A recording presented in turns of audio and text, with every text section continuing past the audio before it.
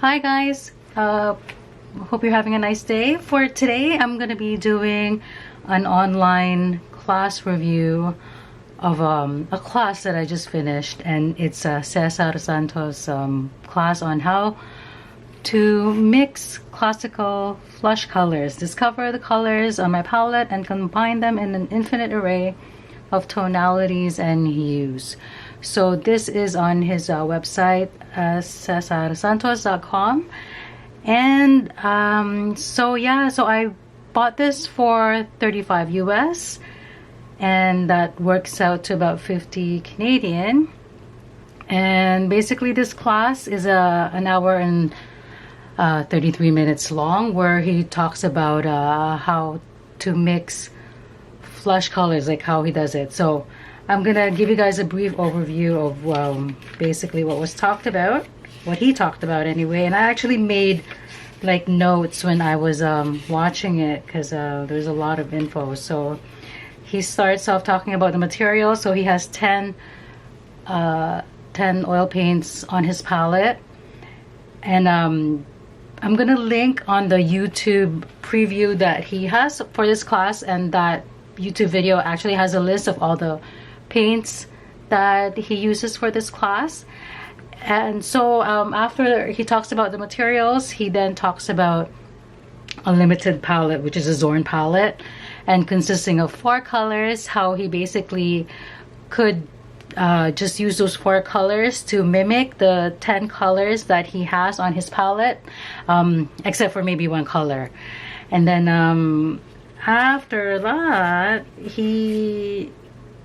he also well, not after, but during the whole class, actually, he talks about not only mixing colors, but also how to adjust it, to adjust the chroma of the color, like if you want it to be less saturated or more saturated. And also he talks about also values and all that. So basically it is a color theory class, and not just for flesh colors, and that you can basically apply this to any painting that you're going to be doing, whether it be portrait or landscape or still life. So after he talks about the Zorn palette, he talks about so basically he did 2 sections. One, for the first one, he mixed a light tone flesh color, and then the next one he did a darker flesh color. So basically for each flesh color set that he does, he created values, different values, and then a shadow, and then a pink tone, and a cooler color to add into the flesh colors that you mixed. So it's really a lot of info, like and he even said too that what he's basically doing is just showing the principles, but that in real life you actually won't really be pre-mixing this set colors that he's doing, because it depends on the person. And flesh tone is actually really, it's really varied, like for each person, not only the color of the skin itself, but what is reflected on the skin, the entire environment. So basically he just said, you know, you play around and you practice as much as you can, and that's how you eventually will get better at it. So I'm gonna insert a video of me doing the painting, like the exercise that he did. So I basically just copied the same type of exercises, but I ended up doing a different flesh color. Actually, no, it is a light, more of a lighter.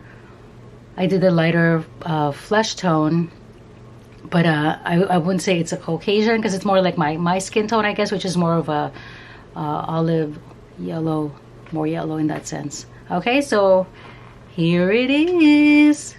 Hi guys, so I'm just gonna show you my setup here, just to basically tell you what I'll be using. So I have a sphere right there that's attached to a foam core board, and I'm just going to be using that as a model for my values, but obviously it's going to be a different color, not white, because I'm doing the flesh color.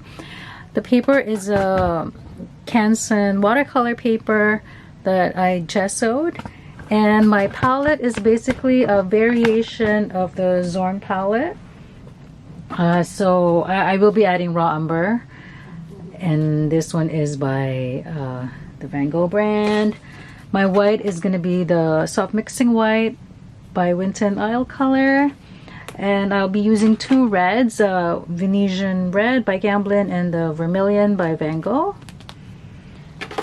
For my yellow ochre, I'm using the Daler Rowney Georgian brand, and for my black, it's gonna be the Van Gogh Ivory Black. Okay, and that is it. And taking pigments from the tube, leaving you with less quality, less pigment per tube. You might be thinking that is your fault, when in fact it's the color that is not giving you that painting power.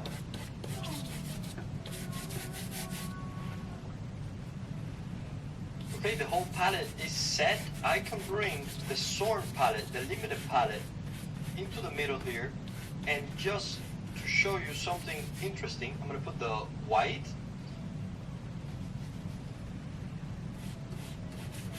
I'm going to bring a little bit of this yellow ochre pale.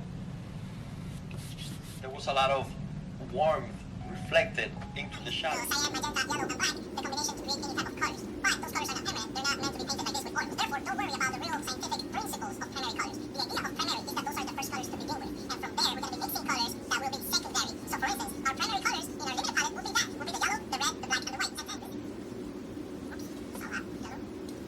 If that happens, you put too much yellow in the palette knife, then you can just go back and add a little bit more of the raw umber.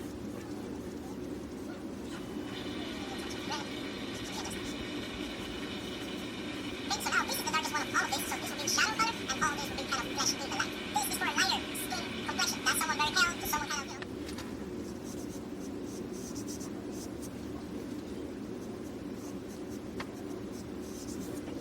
Yeah.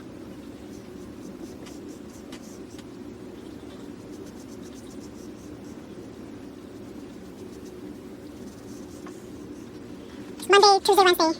Monday, Wednesday. Yeah, I'll tell them again.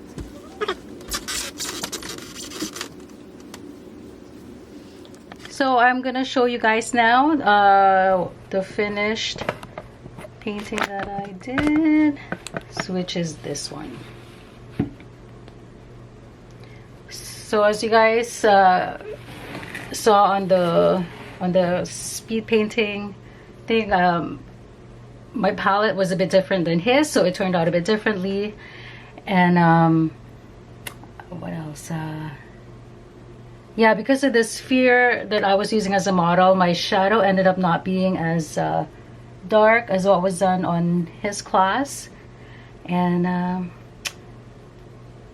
yeah, anyways, otherwise I was really happy with the class. I highly recommend it. I learned so much from doing that class. Actually, I think I watched that whole video about 5-6 times, and as you can see on the video when I was painting, I was actually listening to it as well. It's just so much information. It's actually almost overwhelming, because within that hour and a half he packed in a lot of information about color theory, which is really great, and I highly recommend his class, like I said. And hopefully I can do more of those the classes that he has on that site, and I think he has more stuff coming up from there with landscape painting. I think that was the last one that he mentioned that he's going to be adding as well. So yeah, I'm really happy anyways how this turned out. And oh yeah, with the background, the first time I painted it, the background was a lot darker, but I wanted to add a cast shadow in the end, so I ended up lightening the background a bit. And then with this lighting, I don't know if you can really see, but I added a